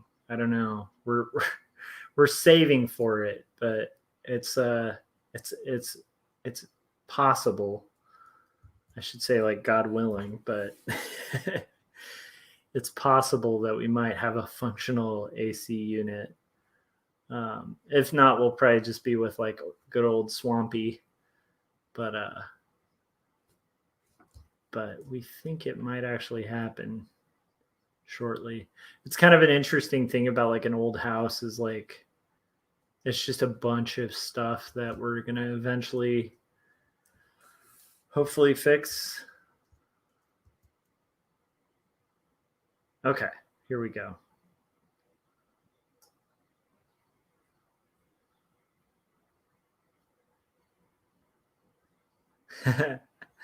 I do like the swamp cooler though. It's pretty rad. But yeah, it's like it's pretty exciting. That'll be like the first big like house thing we do, which is pretty cool. Let's see. All right, so we've got this is going to talk about like pressure weighing on me kind of thing. And so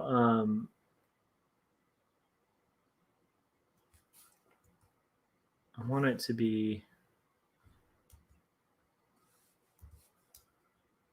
that the type is going to be above the back of the character to just kind of hopefully reinforce like the emotional. Yeah.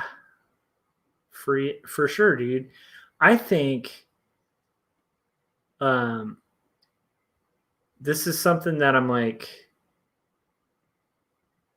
really convinced of like the older I get that like the people you choose, like I don't know, like I get older and I'm definitely starting to get up there, you know.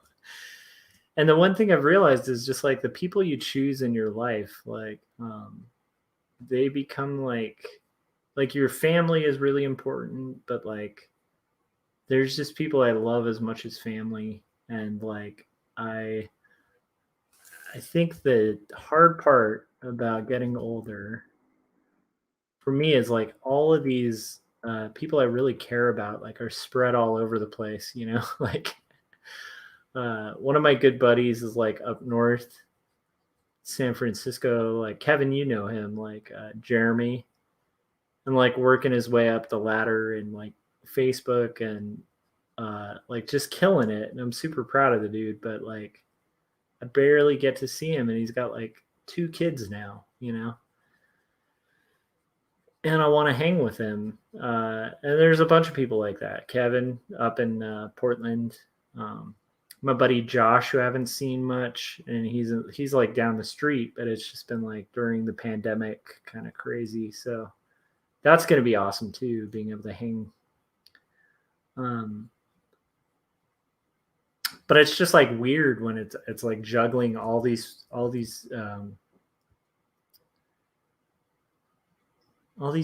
people you miss with just the realities of like, you know, having to make bills and kind of like get through life. But it's like, man, it makes you really like, for me it makes me really value the times that that I do get to like see people because it's good people, and like Kevin, you put it well, chosen family, and that's me getting all IPA caring, which I get anyway. But let's see here. Okay, so this is gonna be. I want the weight a little more, so I might actually bring the shoulders up a little bit. I'm gonna really exaggerate this. Do do. That should be a little higher.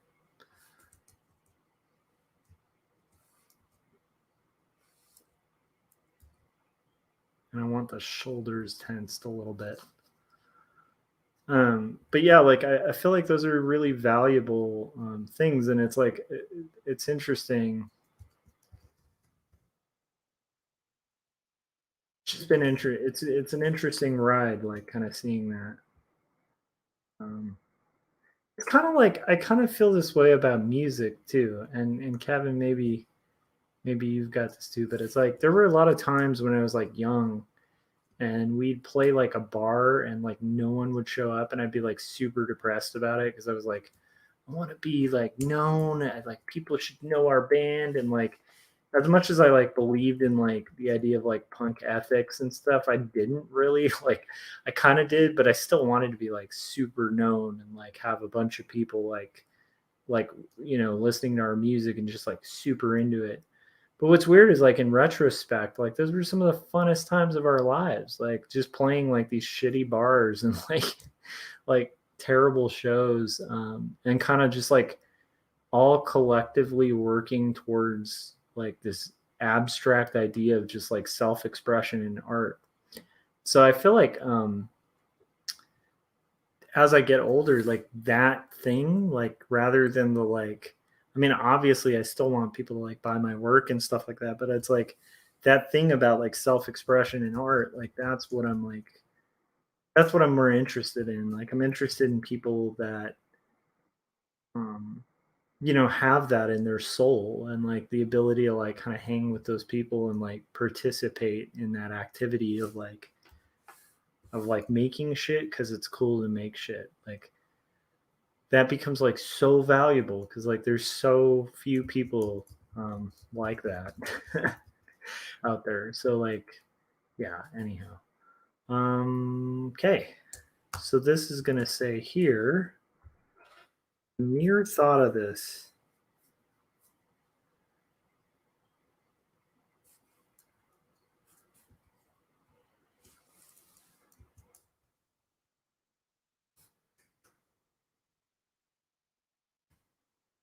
I think I need to have this in a panel because I don't want this panel to flow down here. So I'm gonna actually panel border this. I like the idea of borderless, but don't want the tangent there. I don't even mind like if maybe he comes out of the panel a little bit. That works.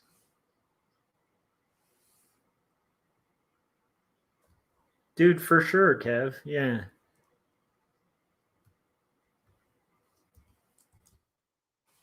Yeah, I thought of you the other day because I was going down like a Discord rabbit hole, which I often do because like anybody who knows me, it's like it, I rarely go like one conversation without mentioning Fugazi. Like I love Fugazi.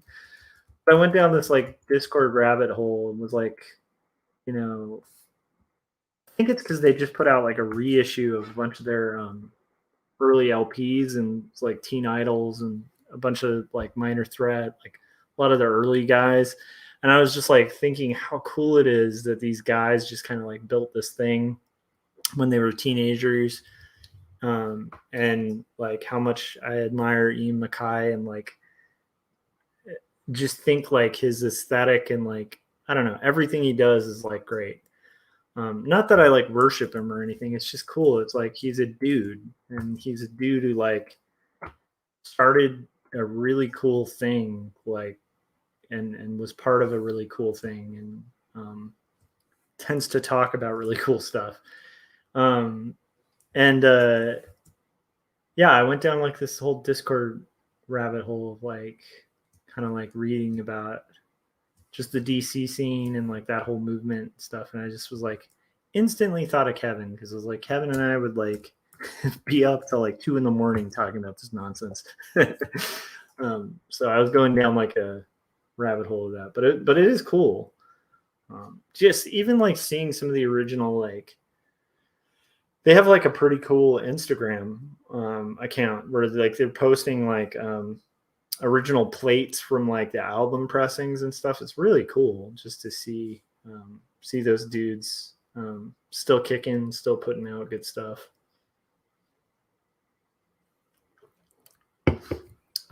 I feel like to me, I like people who can cheat commerce. Okay, the mere thought of what this would mean. Yeah, right.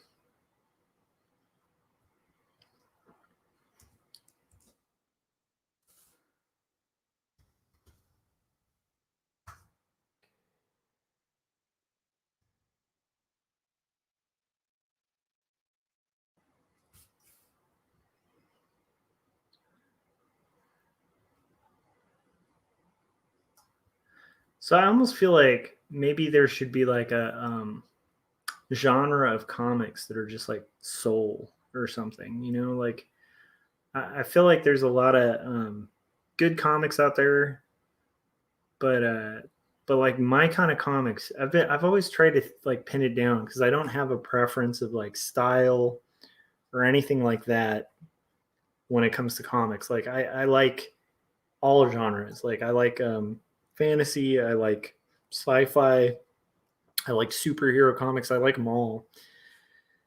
But then there's certain comics I don't like, and I can't quite define why I don't like some comics. And I think that what I've realized is like, I sometimes have mentioned like authenticity, but I think it goes beyond that. I think like the kind of art I like, the kind of friends that I like the kind of people I like, I feel like there's got to be like soul to it, you know? And as nerdy as it is, I feel like that should be like the comic thing. Is like, because I've definitely read comics where I'm like, this is good, like technically, but it has like there's no soul to it. Like it's just soulless. Um, and I feel like the the friends I have, like at least the people I try to surround myself with, like I think have soul. Um, and have a desire to kind of express that, So nerdy. Okay, what this?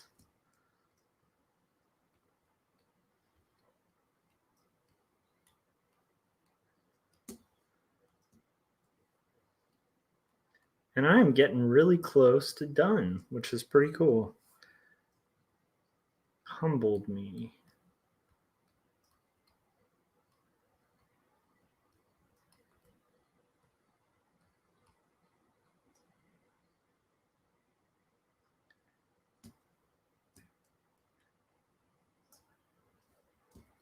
So I don't know. Like to me, I think like people should. I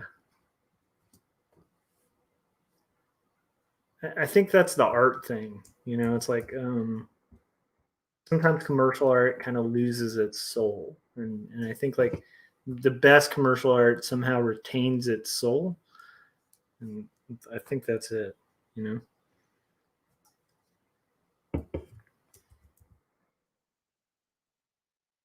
caused me.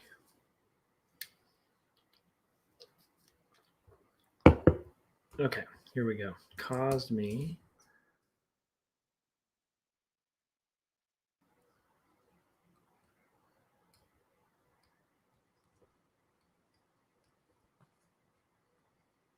feel the weight.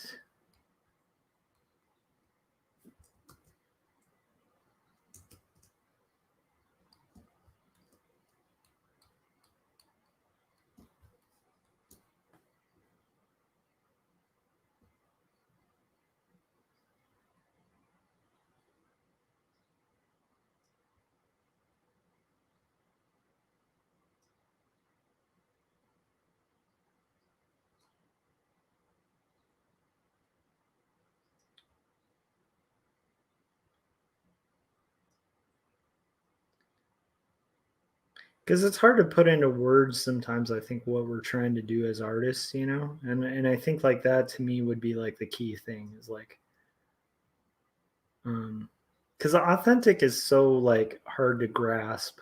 I guess soul is too, but I feel like that's what I'm aiming for.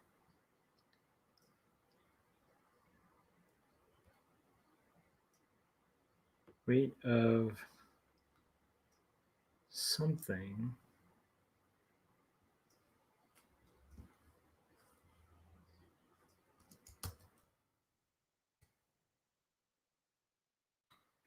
Might be kind of crazy, but let's see how this works. Something.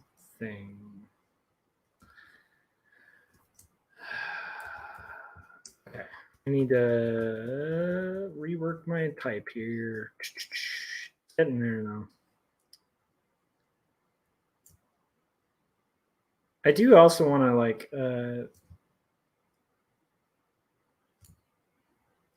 make this work. Okay. Feel the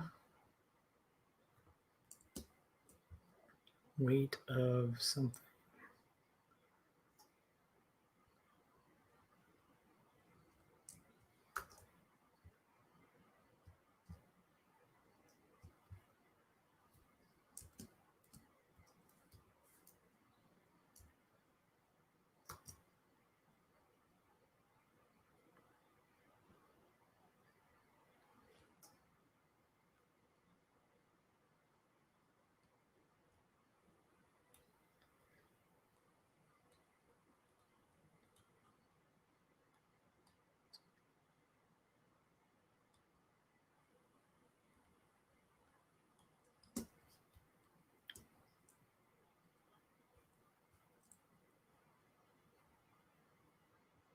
Yep, that'll work.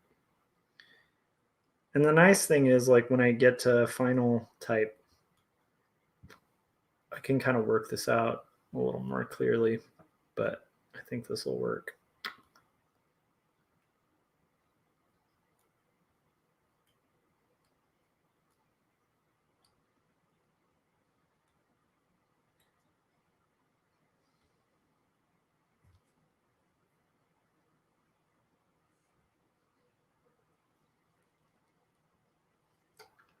Yeah, that's true. Like it is hard to explain why art is important and like art with a capital A, not art, like it's which is funny because like the younger me was like against the idea of even capitalizing art, like but there is something about just like expression, and I think like it's why I like Discord too. Like it's like Discord I think got that, like they rarely put out a band that like doesn't have that element to it. um and like I think that's why that music like kind of transcends and sort of holds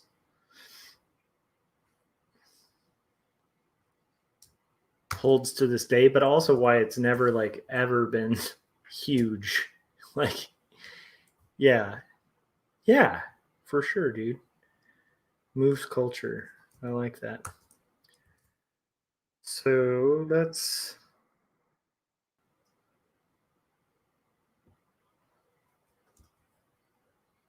mere thought of this. The mere thought of what this would mean humbled me, and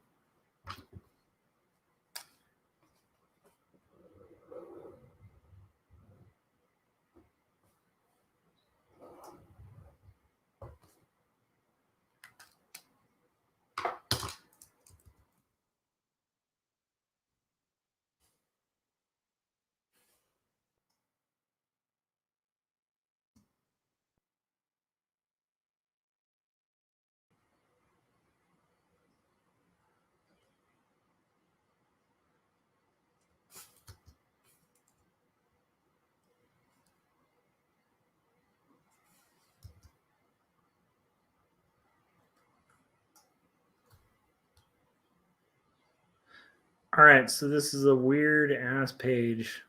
Not quite as crazy as some of the ones I've gotten, But I really appreciate those of you guys who have hung out with me while I did it.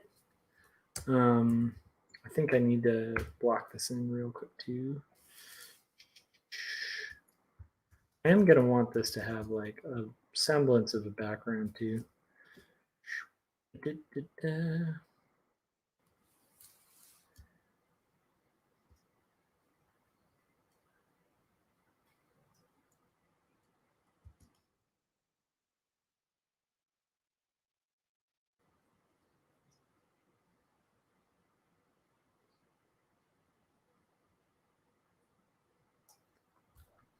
Thanks, Kevin. I hope I hope so, man. We'll see.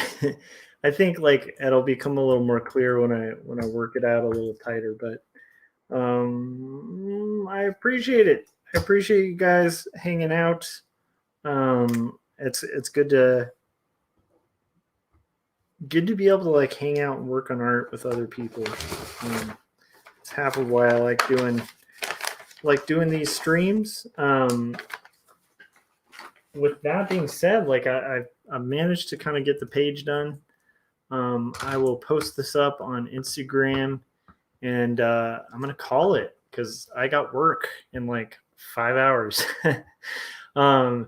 It's been really fun hanging out. Thanks to everybody who showed up. Frank showed up earlier. Thank you, Frank. Thank you, Adam. Thanks to Ronnie, who like consistently shows up like on his way to work and has that cool horror comic coming out. I'm pretty sure I already mentioned it, but thank you, Adam, who's working on his epic. Thanks, Kevin. It's been a while, man. Love you, brother. And yeah, it's just like, yeah, we definitely are going to have to like have some kind of hangout or something, especially after we just avoided the apocalypse. Or I don't know, from the sounds of it, like maybe Portland's still kind of going through some apocalyptic stuff, but I feel like after this last year, we definitely are going to have to make time for a hangout. Thanks to everybody else who might be watching this after the fact. If you guys haven't yet, hit subscribe, hit the bell, comment, do all that fun stuff. And while you're at it, if you want to buy a comic with hopefully some soul, go get 2 stories, book 1, which is available on Amazon for like $9 right now. I think it's around 9, which is like about 60% off. So yeah. So with that being said, I will probably see you guys on the next stream, which might be later tonight. And actually, we have actually an old friend of Kevin's too. Javier Hernandez is going to be our guest on Artcasters later tonight, which is pretty rad. Creator of El Muerto and like a fun dude. All right. I guess with that being said, I will see you guys. You too, buddy. I will see. I'm gonna probably just call it and finish up this guy and crash. But I really appreciate all of you guys, and I hope you guys are having success with your creative endeavors. And yeah, dude. All right, we'll see you guys. Hopefully later tonight, maybe after Artcasters. If not, definitely on Artcasters, which will be on my channel this week. So around 9 p.m. Pacific. And I will see you guys there. All right, guys. Have a good one, and I will talk to you later. Bye.